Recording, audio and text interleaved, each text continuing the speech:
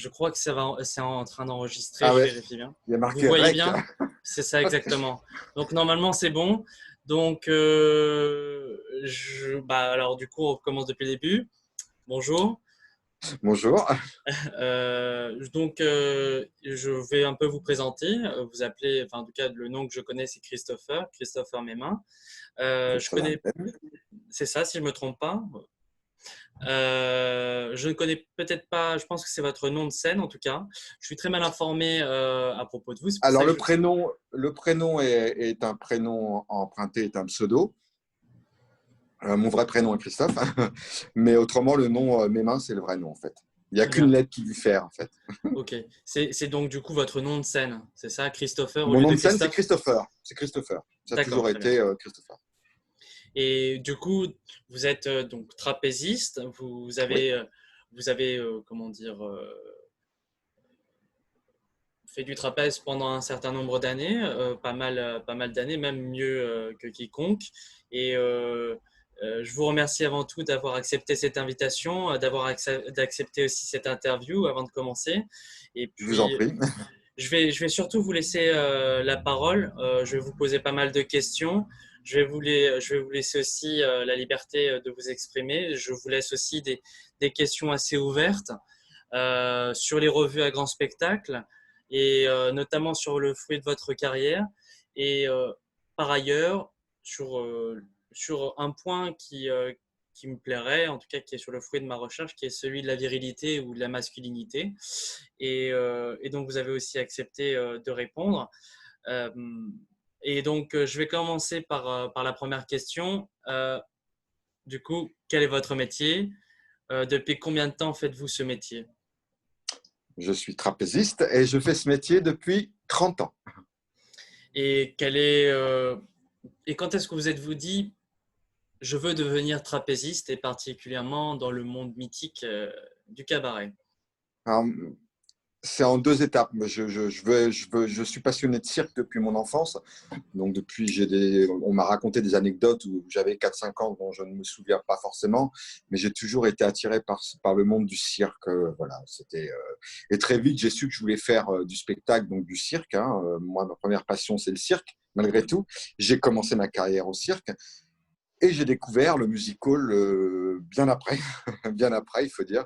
Mais bon, ce sont deux milieux qui sont encore très, très liés, qui sont des cousins. Donc voilà, ça s'est fait très naturellement.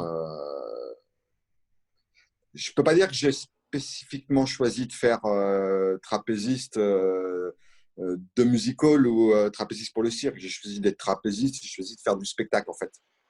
Je me considère avant tout comme un artiste et que je le fasse dans un cirque, un musical ou n'importe où ailleurs, dans une pièce de théâtre, un opéra, pour moi, ça change peu en fait. Bien, très J'aime le bien, spectacle. c'est normal. Qui vous a influencé pour faire ce métier? Bah alors, le cirque en général, après plus particulièrement, il y a eu deux trapézistes qui m'ont beaucoup influencé à l'époque, qui s'appelaient Rodriguez et Marc Lotz, donc qui étaient les deux trapézistes vedettes de l'époque, qui pour moi étaient mes vedettes à moi, dans mes yeux d'adolescent. Et donc, du coup, est-ce que vous pouvez me dire quelle est votre formation artistique? Combien de temps ça vous a pris? Alors, j'ai un parcours à la fois normal et pas banal, dans le sens où je n'ai jamais pris un cours de trapèze de ma vie, ce qui est paradoxal. J'ai appris, je suis autodidacte, donc j'ai appris tout seul, hein. Je m'entraînais sur le trapèze de ma grand-mère, j'en ai cassé plein des trapèzes en bois sur le portique du jardin familial. Enfin bon, bref, j'ai quand même eu fait dans ma jeunesse de la gymnastique, de la danse, de la musique, tout ce qui pouvait me rapprocher de l'art. Mais comme j'étais en province et que ben, ma génération, il n'y avait qu'une école de cirque, l'école Annie Fratellini à Paris. Moi, j'étais à 500 km de Paris. Donc, c'était très compliqué pour moi d'aller dans une école de cirque. Ce serait différent maintenant.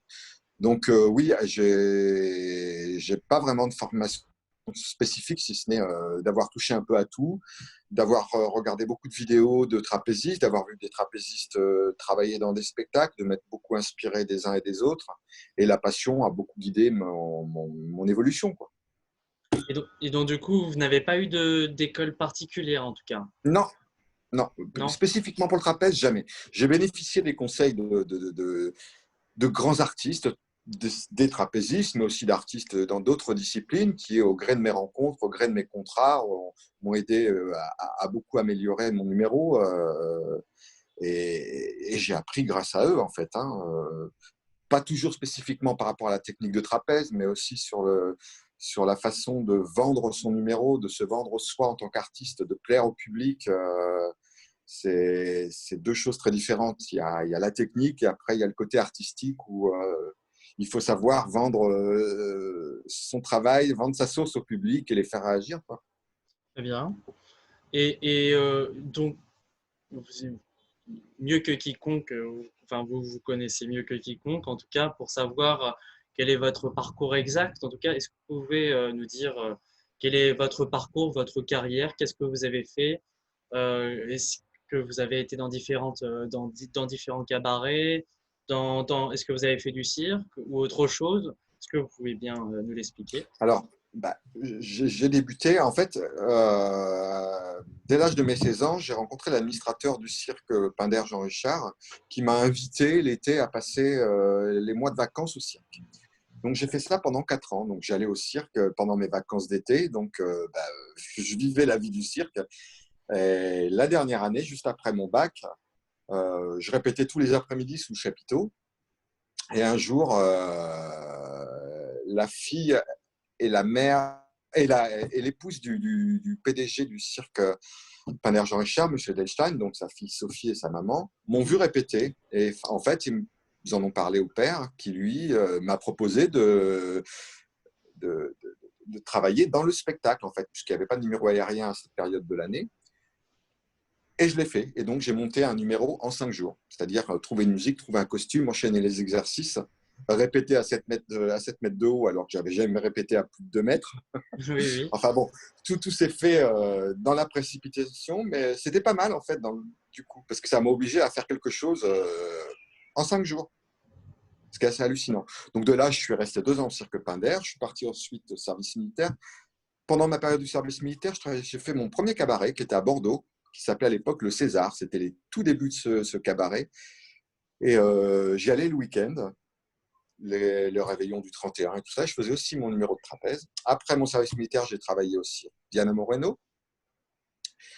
De là, j'ai rencontré Diana Moreno, étant la sœur de Regina Moreno, qui était la trapéziste en poste au Paradis Latin, qui m'a vu travailler dans le cirque de sa sœur et qui a aimé mon travail et qui m'a présenté au Paradis Latin comme potentiel remplaçant pour ses vacances ou en cas de maladie ou de blessure.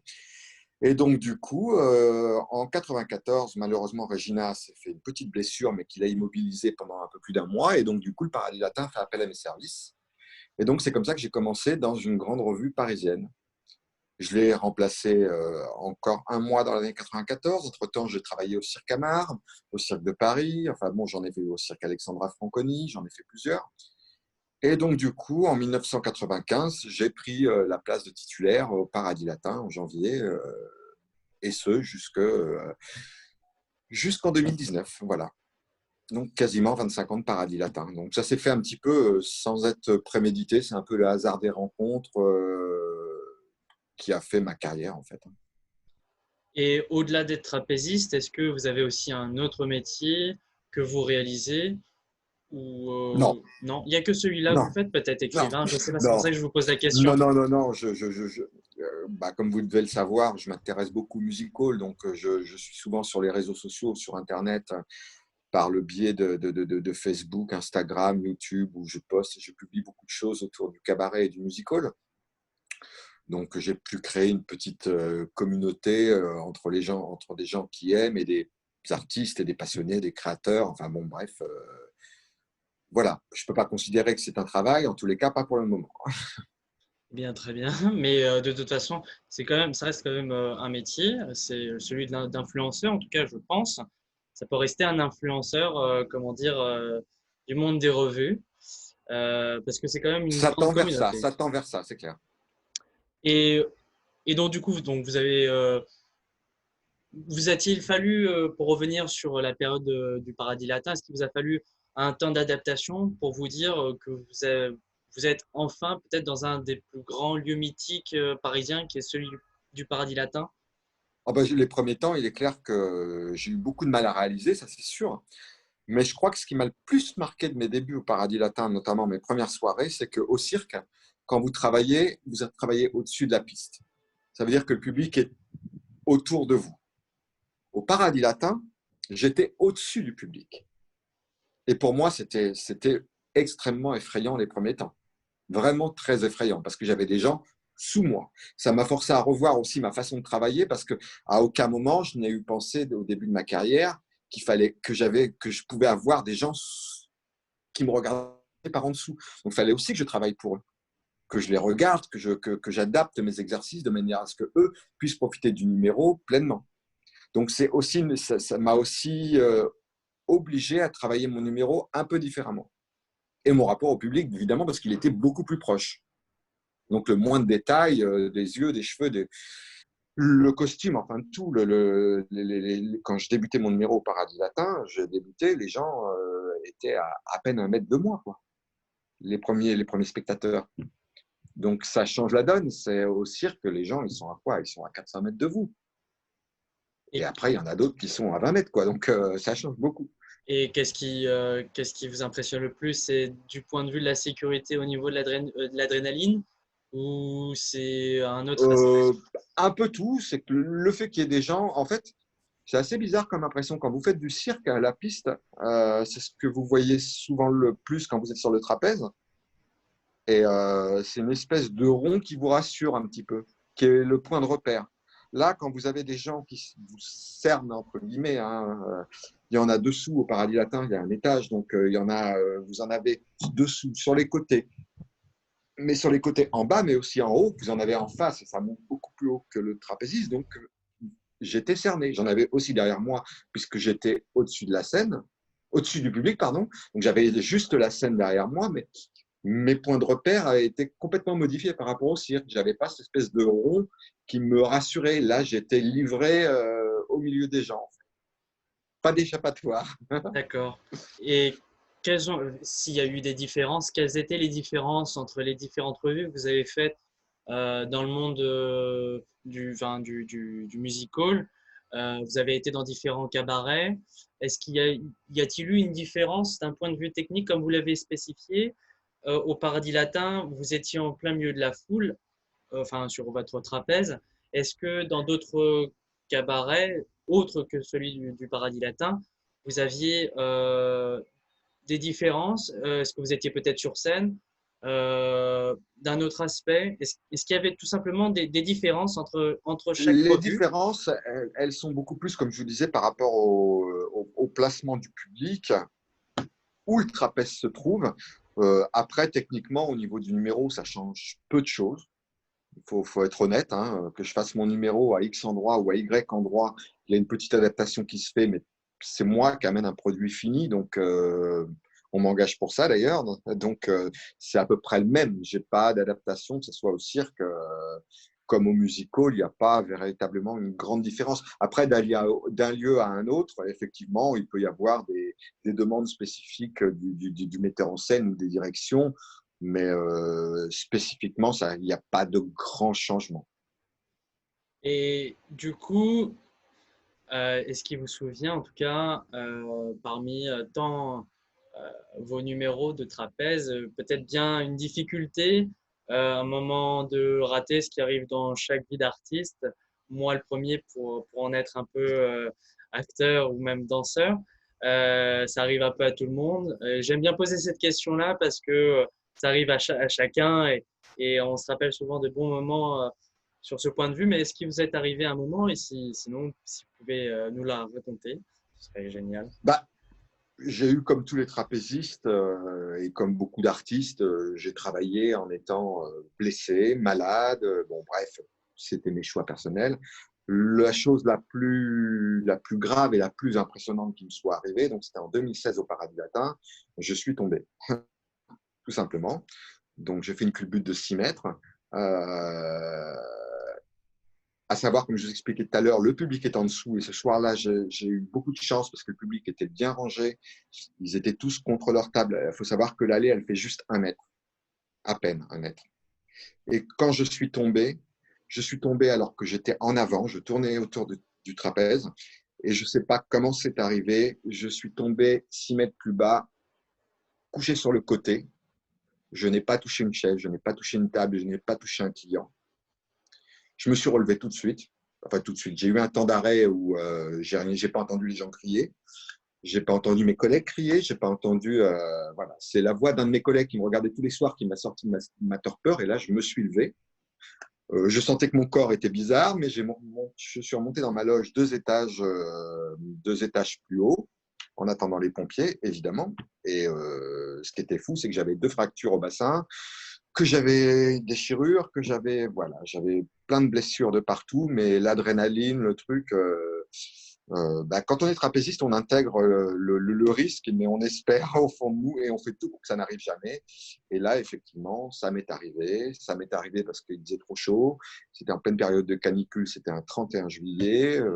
J'avais beau mettre des tonnes de produits, je glissais, je glissais. Et c'est pas spécifiquement une erreur humaine, c'est pas une erreur technique, c'est la chaleur qui a joué contre moi. C'est mon propre corps qui a joué contre moi parce que, comme tout, quand on fait du trapèze, on transpire et ma main a glissé. Voilà. C'est ce qui remonte, en tout cas, de votre métier, trapéziste. C'est un métier à haut risque, du coup, Certes. qui est complètement, enfin, dangereux, qui est dangereux, car on peut, comme vous l'avez dit, tomber, se faire mal, se blesser. Il y a eu beaucoup d'accidents ces dernières années, dont malheureusement beaucoup de décès et de blessures graves. Donc moi, je suis un chanceux, il faut dire ce qui est. Et en tout cas, il vous faut combien de temps, du coup, de temps de répétition et de préparation pour un show de trapèze? Est-ce qu'il y a aussi en même temps quelqu'un qui vous conseille pour faire un show, pour faire un numéro de trapèze? Est-ce que le metteur en scène euh, met un peu, euh, enfin, vous guide également, ou est-ce qu'il y a encore d'autres personnes qui vous guident? Qui sont les personnes et combien de temps, voilà, en gros, vous Alors, répétez? euh, quand on arrive, à savoir, quand on arrive dans un cabaret pour une attraction, en fait, ils nous choisissent parce qu'on a un produit déjà prêt. On est les seuls dans la revue, en fait, qui avons un produit qui est tout prêt. On arrive avec notre musique, notre costume, nos exercices, on a un produit fini. Donc, il y a globalement assez peu de changements qui nous sont demandés. Effectivement, quand on est dans la revue, le metteur en scène, la maîtresse de ballet, la direction peuvent nous demander de faire quelques modifications, voilà, parce que tel ou tel exercice, tel ou tel enchaînement leur plaît plus ou moins, ou qu'ils aimeraient amener autre chose. Mais bon, bref, ça arrive. Mais globalement, un trapéziste arrive, mais comme les autres attractions, hein, d'ailleurs je dis trapéziste, mais c'est pareil pour un jongleur, pour un magicien, pour une contorsionniste, enfin bon bref, peu importe la discipline, on arrive avec un produit fini. Pour répondre à la question entraînement, échauffement, moi, au Paradis Latin, il me fallait à peu près 1 heure d'échauffement avant de faire mon numéro de préparation physique. Je fais abstraction du maquillage, des choses comme ça. Physiquement, c'était 1 heure à peu près de travail physique tous les soirs avant de faire mon numéro pour un numéro de 7 minutes. Après, pour répondre à la question de l'entraînement, quand vous êtes dans un contrat long comme le Paradis Latin où vous travaillez 6 jours sur 7, certains cabarets, c'est 2 spectacles par soir. Nous, nous n'en avions qu'un au Paradis. Ça arrivait que nous en ayons 2, mais c'était plutôt un l'après-midi et un le soir. Donc, ça veut dire que la période, les entraînements, il y en a beaucoup moins. Il faut être honnête, il y en a beaucoup moins. On répète, on s'entraîne beaucoup plus hors contrat que pendant contrat, parce que d'abord, on en a plus besoin parce qu'on travaille moins, et ça permet d'entretenir le corps. Mais quand vous travaillez 6 jours sur 7, le nombre d'heures de répétition diminue beaucoup. Oui, oui, oui, oui, je comprends très bien. Et comment dire, mais c'est par rapport euh, au processus de création de vos shows, comment ils se font en réalité? Ça, C'est-à-dire, c'est personnel, en fait. est-ce C'est que mon... c'est ma question, c'est plutôt de dire, de savoir en tout cas si, comme c'est un produit fini, bien avant que le produit fini soit octroyé, comment dire, au cabaret, il y a bien eu un temps d'adaptation, enfin, pas un temps d'adaptation, mais un temps de création et de processus. Est-ce que vous êtes, est-ce que vous êtes aidé? Est-ce que vous faites ça tout seul? Ou est-ce que comment fonctionne Alors, ça dépend des votre création? générations, en fait. Ça dépend des générations, parce que moi, je suis d'une génération, entre guillemets, ancienne. Donc, comme je vous disais tout à l'heure, je suis autodidacte. Donc, moi, le processus de création, c'est l'autocréation. C'est-à-dire que c'est moi qui ai choisi mes costumes, c'est moi qui ai choisi mes musiques, c'est moi qui ai décidé des enchaînements. Bien sûr, en intégrant les conseils des uns et des autres, d'amis, d'artistes et autres. Mais comme je ne suis pas d'une école de cirque, je ne suis pas de la génération actuelle qui s'entoure de créatifs, il faut dire ce qui est. Et c'est très bien, je ne suis pas en train de faire un comparatif, hein, c'est juste une Mhm. question de génération, en fait. J'aurais eu aimé, en fait, quelque part, c'est une des choses qui ne m'est jamais véritablement arrivé, c'est qu'un metteur en scène me dise, voilà, on va travailler ensemble et on va repenser ton numéro de A jusqu'à Z. Ça ne m'est jamais arrivé, malheureusement, mais j'aurais eu aimé ça. Ah oui. Donc, Et les processus créatifs sont très, très divers et très différents, mais il se trouve que la génération actuelle, qui est, soit sort des écoles, soit pour certains qui sont des artistes comme moi, autodidactes, quand même s'entoure de créatifs, s'entoure de gens qui les aident. Moi, c'est pas ma génération.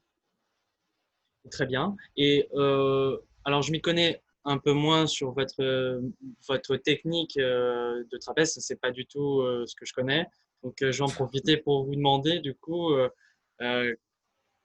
quelles sont les figures que vous présentiez d'habitude, lesquelles étaient les plus compliquées, si vous pouvez, vous essayer de nous les expliquer, et puis lesquelles étaient les plus reconnues, du coup, où on arrivait à un temps de climax, on disait waouh, c'est magnifique.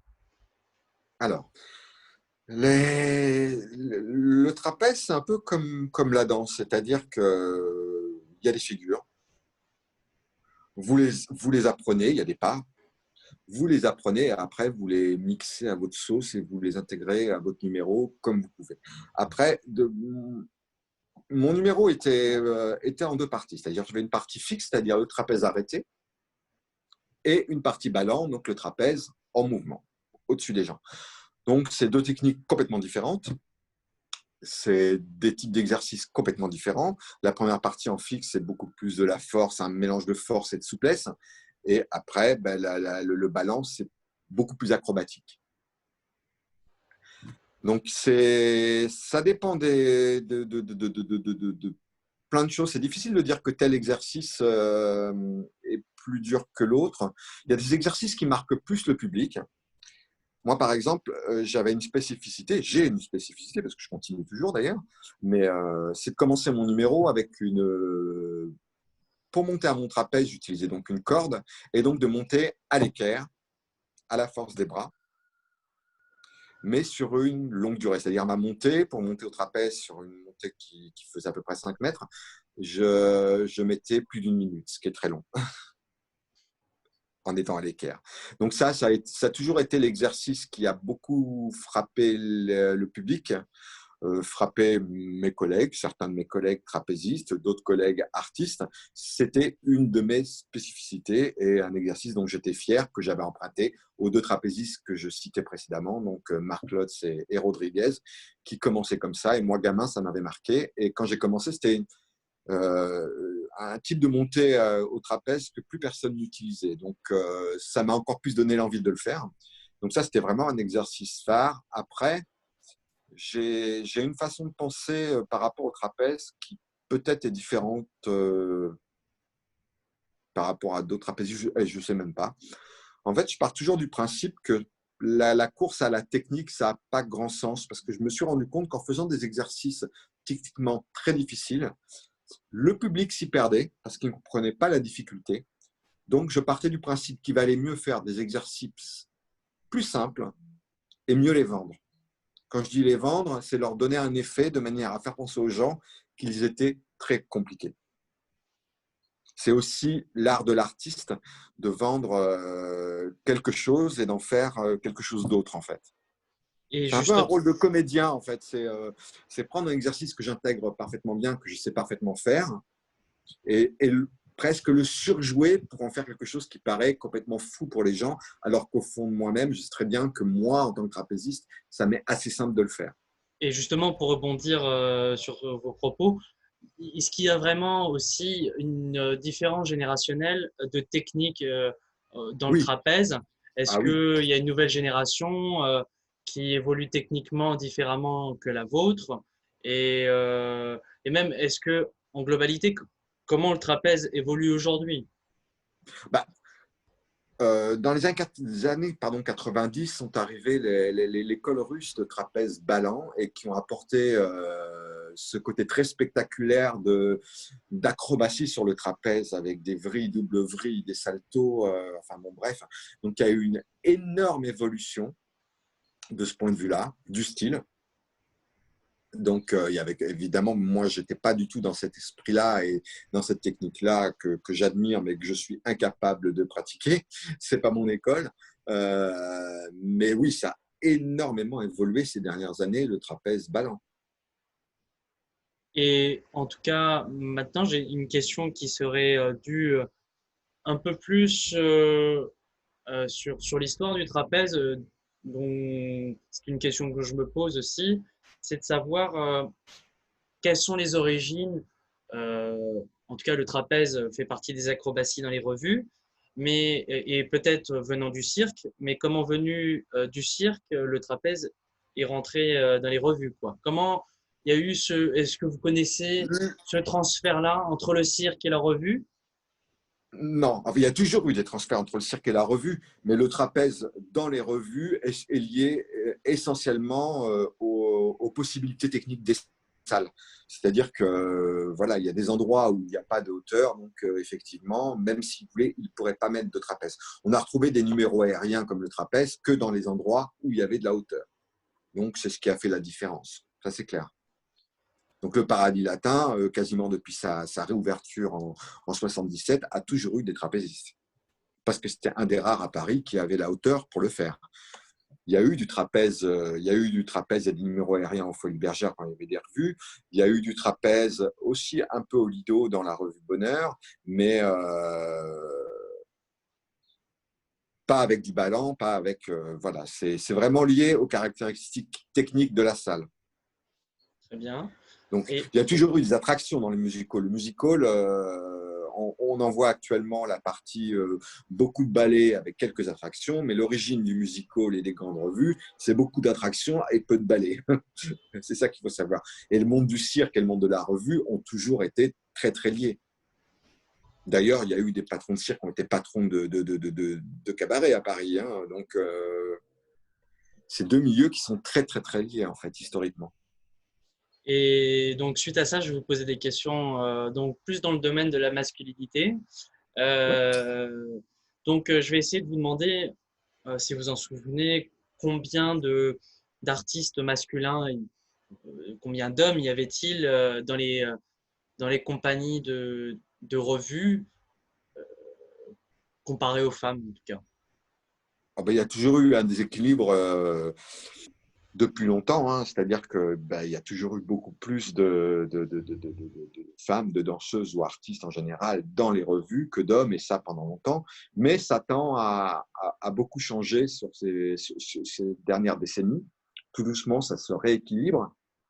Mais il y a toujours une différence, il y a toujours une différence notable entre le nombre de garçons et de filles sur scène, c'est sûr. Pour ce qui concerne les attractions, bizarrement, pendant très longtemps, les attractions étaient essentiellement des hommes. Et jusqu'à quelle année?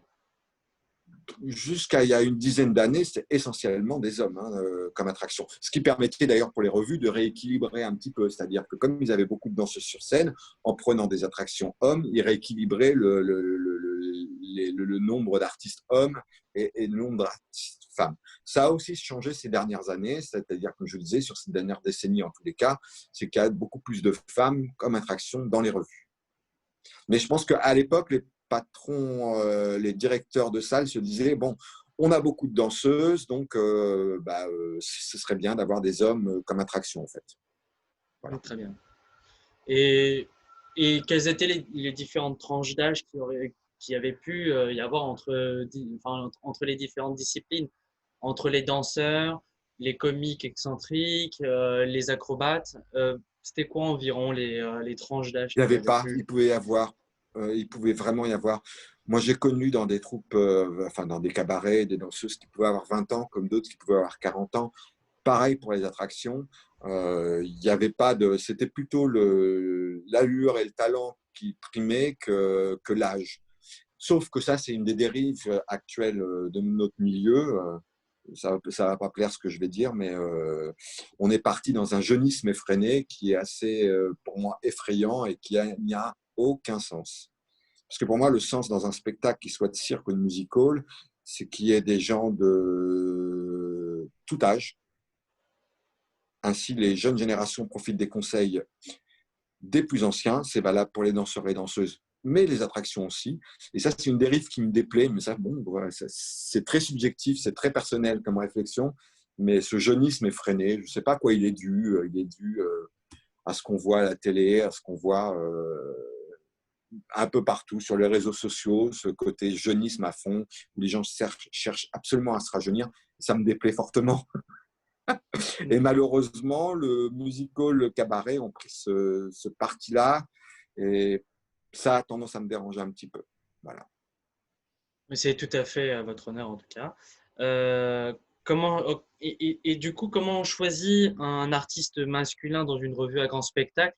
Ou en tout cas, comment choisissons un trapéziste dans les revues? Je pense particulièrement du point de vue masculin en tout cas. Alors, je sais Quels sont pas les si caractères en tout cas? Est-ce qu'il y a des…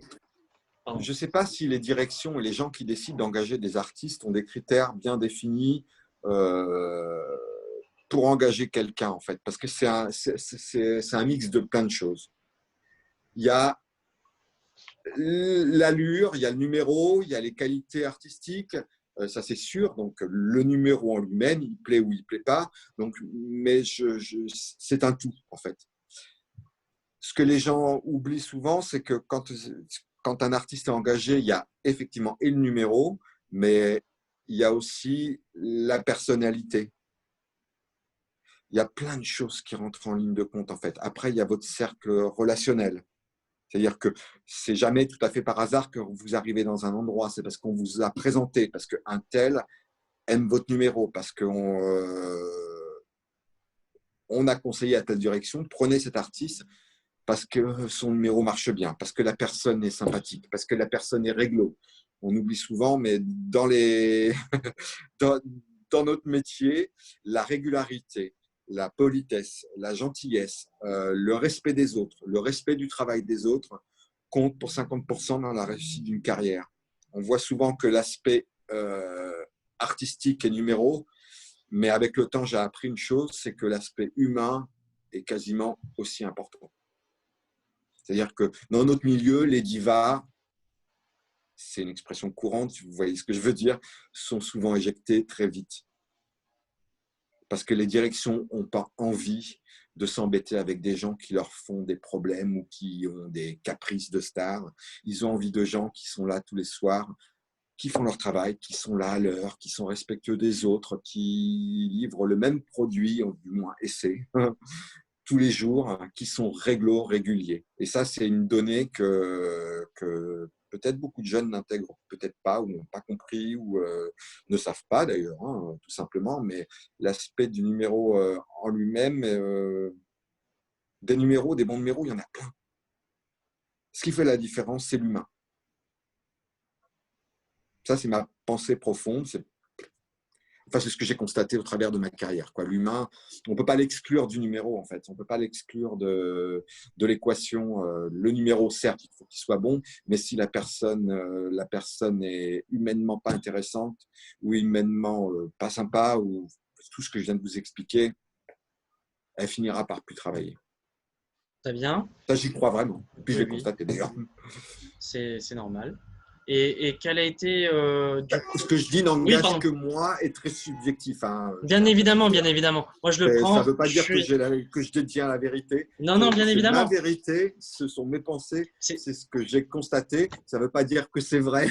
Non, non, je vous rassure, bien Non, non. évidemment. Moi, le but, en tout cas, c'est d'être là pour vous écouter et puis aussi vous laisser la parole. la parole d'un artiste, c'est très important. C'est pour ça que je vous fais filmer.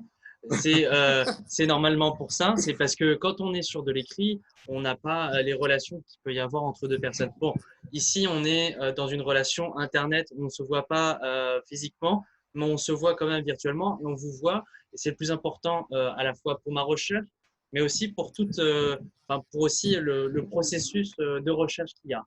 Euh, c'est tout à fait subjectif et c'est justement ce que je demande de vous, c'est d'avoir votre avis aussi, quoi. C'est normal et je souhaiterais suivre justement sur votre avis pour rebondir sur le fait de quelle a été votre réelle fonction masculine sur le plateau. Est-ce que ça paraîtra un peu difficile d'expliquer, mais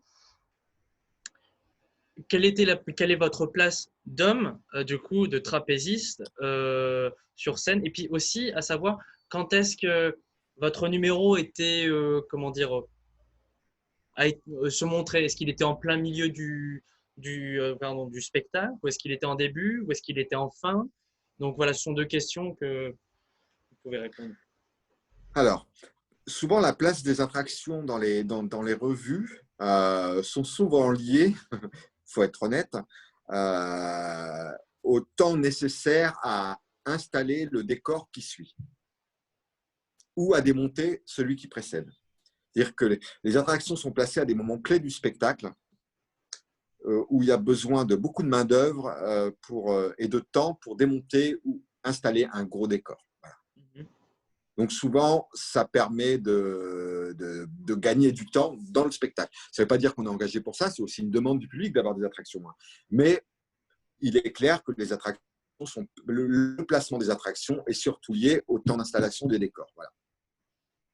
On ne va pas mettre une attraction à un moment où il y a juste à descendre une toile, ça n'a pas de sens.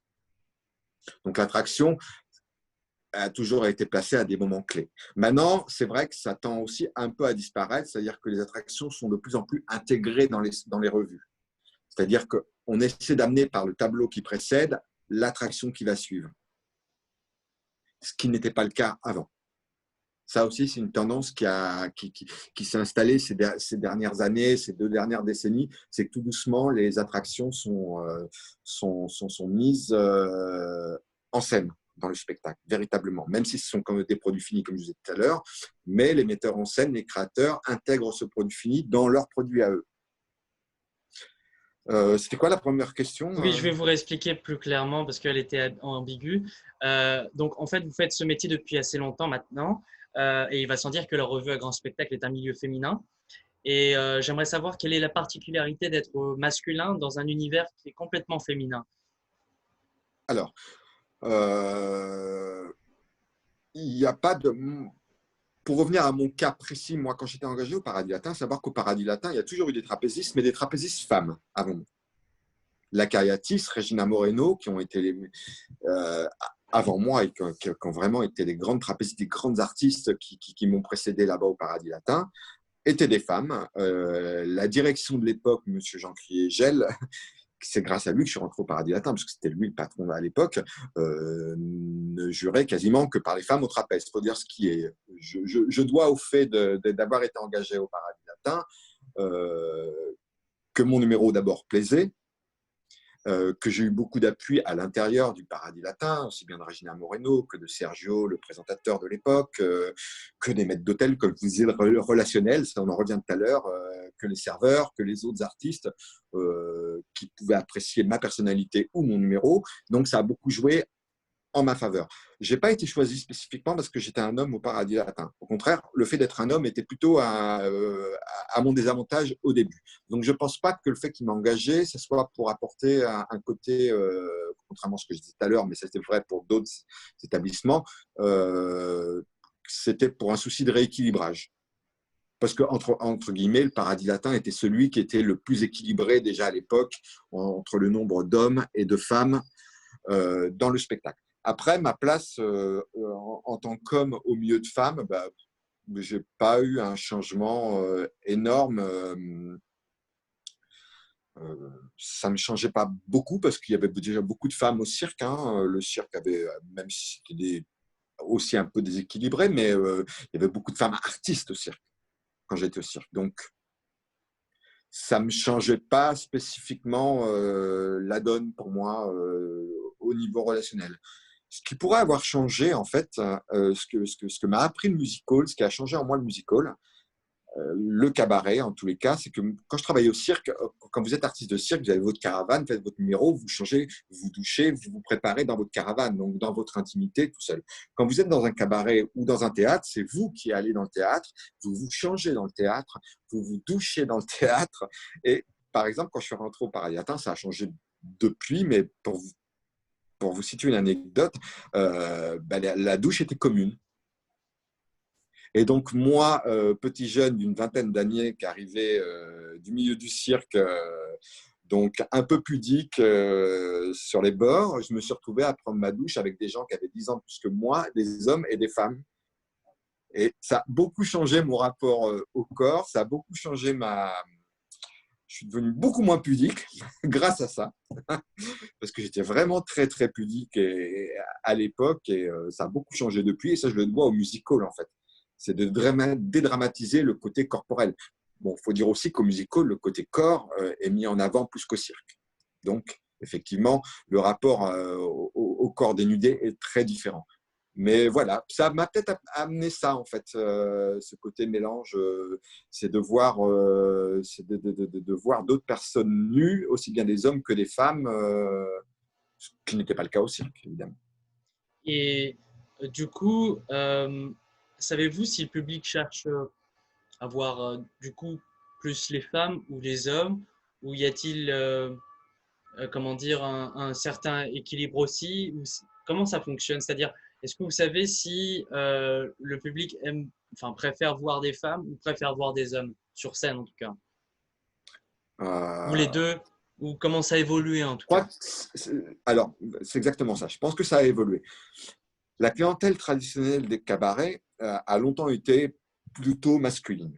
Il faut dire ce qui est, et la communication des cabarets allait d'ailleurs dans ce sens-là. Donc c'est pour ça qu'il y avait aussi un déséquilibre entre le nombre de femmes sur scène et le nombre d'hommes. C'est-à-dire, comme il y avait beaucoup d'hommes dans la salle, ils voulaient par définition voir plus de femmes, à savoir que dans les cabarets, c'était là où on pouvait voir des femmes, notamment en topless. Hein. Le topless, il n'y avait que dans les musicals, le cabaret, qu'on pouvait en voir. Ce n'était pas comme maintenant où on en voit dans la publicité, sur la plage, partout. Donc, c'était une spécificité du cabaret. Maintenant, depuis une vingtaine d'années, la clientèle du cabaret a énormément évolué. C'est-à-dire que maintenant, on arrive à une parité, c'est-à-dire autant d'hommes que de femmes spectateurs dans la salle. Donc, du coup, ça a incité plus ou moins les cabarets, ça je le sens, c'est un petit peu ce qui ressort d'un peu partout. Les artistes, le nombre d'artistes femmes et hommes est en train de se rééquilibrer tout doucement, puisque pas que ce soit une demande des femmes qui veulent voir des hommes spécifiquement d'ailleurs, hein, c'est que ça s'est fait parce que la clientèle aussi change et que maintenant il y a autant de femmes, et à savoir que c'est maintenant les femmes qui décident d'aller au cabaret. C'est madame qui décide d'acheter des places sur Internet et qui amène son compagnon, son époux, voir le spectacle. J'ai pu assister sur ces dernières années à une évolution assez incroyable du nombre de femmes spectatrices. J'ai vu des salles où au Paradis Latin, des soirées où il n'y avait que des femmes. C'est arrivé. J'ai vu le nombre d'enterrements de jeunes filles exploser au Paradis Latin. Donc la clientèle féminine demande de plus en plus ce type de spectacle, ce type de soirée. Donc effectivement, ça incite les cabarets à aussi mettre un petit peu plus d'hommes. Et ça a incité les cabarets et les music-halls à dénuder aussi plus ces danseurs et danseuses et artistes. Et du Ça coup, aussi. il y a du coup un certain nombre aussi de directeurs artistiques qui s'est, enfin femmes, enfin des femmes Ah qui ben, sont. oui, parce que on a assisté à ça aussi, enfin j'ai assisté à ça aussi, c'est que maintenant, il faut savoir que dans les cabarets, beaucoup de femmes dirigent des cabarets. La direction du Crazy Horse, c'est une femme, la direction du Lido, ce sont des femmes. Il y a plein d'autres cabarets, même en province, où des femmes sont à la tête. Et si elles ne sont pas à la tête des cabarets, elles sont à la tête des spectacles. Elles dirigent les troupes. Elles sont maîtresses de ballet. Tous les grands noms comme Miss Bluebell, qui a créé la ligne célèbre des Bluebell Girls, Miss Bluebell, c'est une femme. C'est une femme qui a popularisé cette ligne de danseuse. Au Moulin Rouge, les Doris Girls, c'est pareil. C'est Miss Doris Haug, une femme, qui a mis en avant sa compagnie, son style de danseuse. Donc, les femmes sont extrêmement présentes dans le monde du musical et dirigent beaucoup, en fait. Et de plus en plus. Maintenant, je dis ça dans le passé aussi, indirectement, parce que je prends l'exemple de monsieur et madame Derval, qui ont été des patrons emblématiques des Folies Bergères pendant longtemps. Madame Derval avait largement son mot à dire et a influencé largement son époux.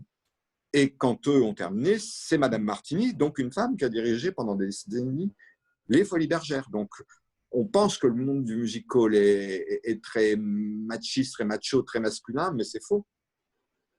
Beaucoup de femmes sont dans ce milieu et beaucoup de femmes dirigent ce milieu, même dans les petites compagnies. Beaucoup de petites compagnies qui tournent de musical à travers la France ont été créées et sont dirigées par des femmes, par des danseuses souvent, des danseuses qui ont travaillé au Lido, au Moulin, au Paradis Latin, au Crazy Horse, partout, mais beaucoup de femmes.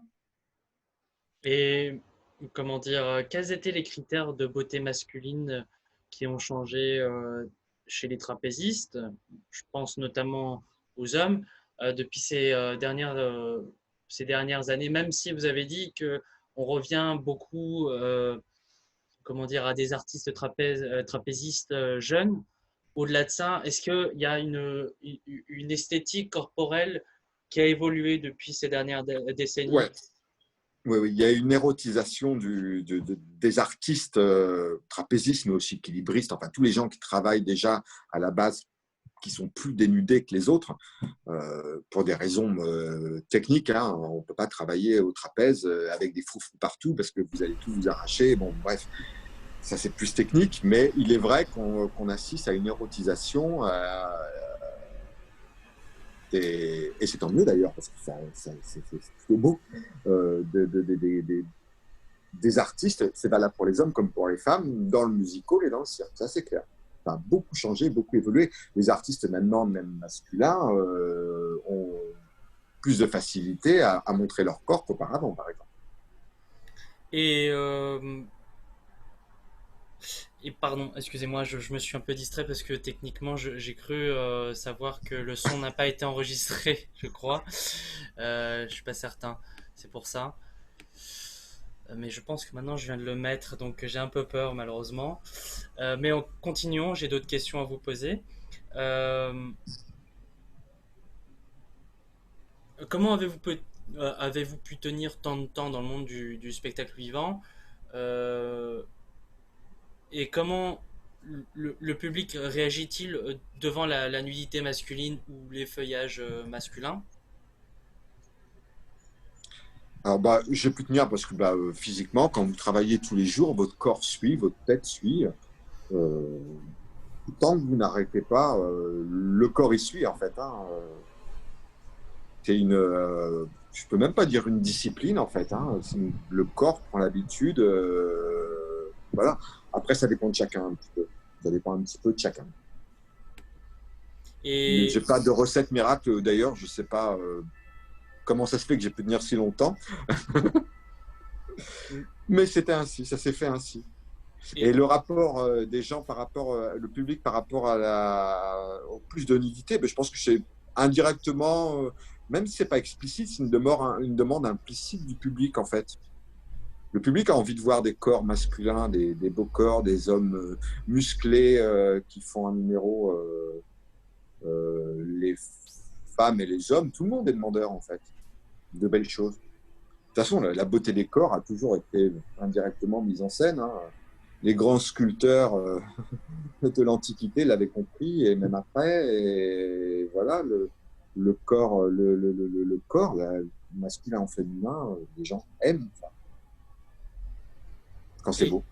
et est-ce que les pensées ont changé sur les a priori masculines, les a priori sur le masculin ces dernières décennies dans les revues?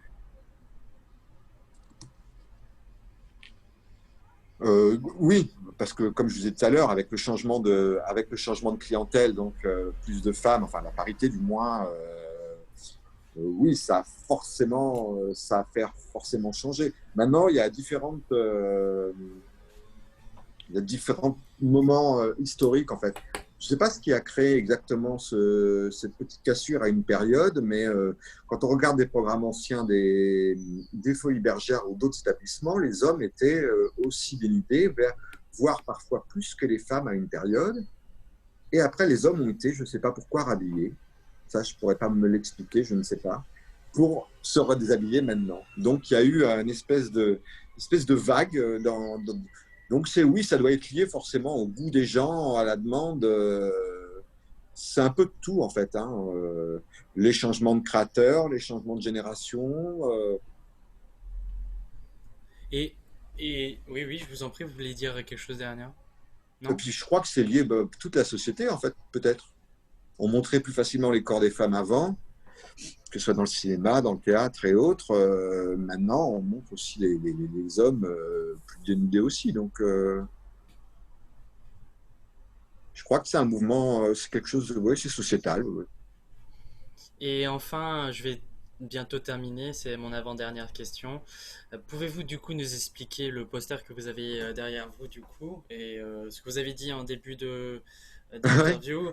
Donc, Alors, quel c'est est une ce affiche poster? c'est une affiche du Lido.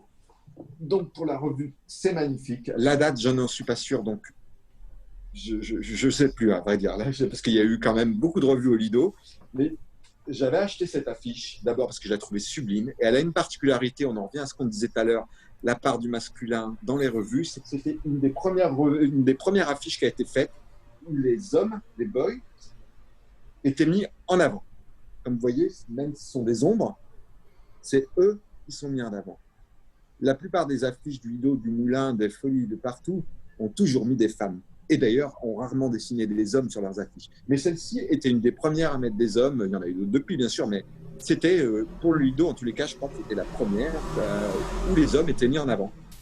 Et vous la Donc, je situez l'aimais bien aussi pour ça. Au-delà du fait que c'est Gruau, un grand dessinateur affichiste qui a travaillé pour le Lido, le Moulin Rouge, qui a Joséphine Baker, après des grandes marques comme Dior, etc. Donc, voilà, il y a le talent de l'artiste, il y a le lieu qui est mythique, et il y a cette petite particularité qui m'a beaucoup plu, c'est que les hommes étaient mis en avant.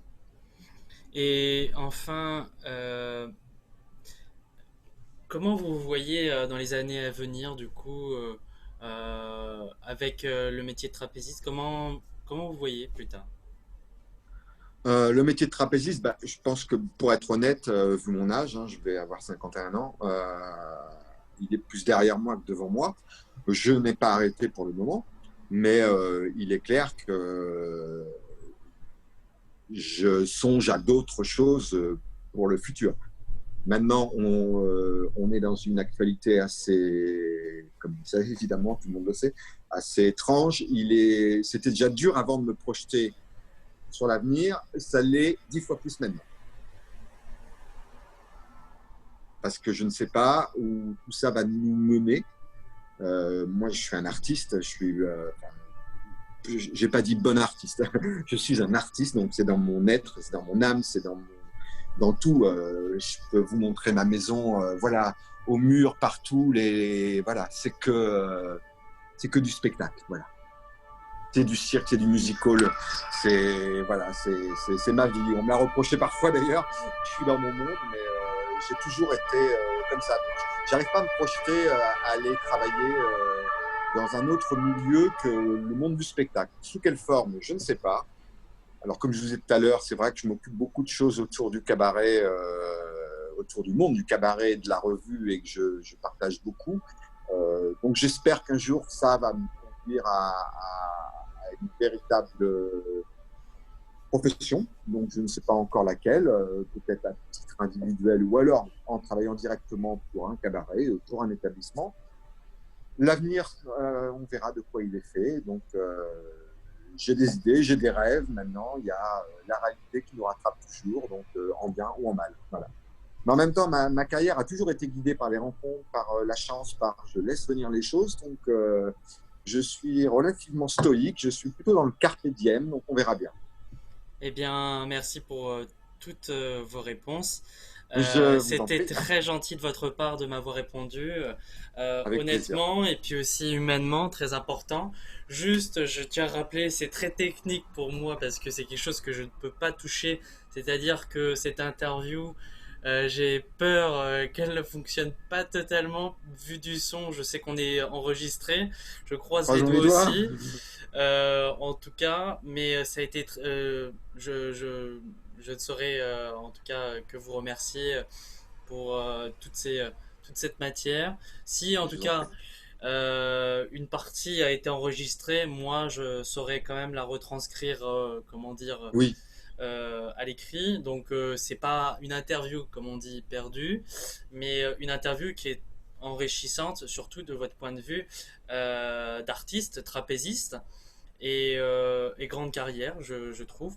Et pour ça, j'espère ne pas avoir été trop confus dans mes réponses. non, bien au contraire, c'est toujours important d'avoir aussi comment dire, un, comment dire, une personne qui travaille, enfin qui parle de son propre travail, c'est important pour avoir aussi d'autres points de vue. C'est aussi le but d'une recherche, c'est aussi avoir d'autres positionnements, avoir d'autres points de vue. Et pour ça, je ne fais que vous remercier.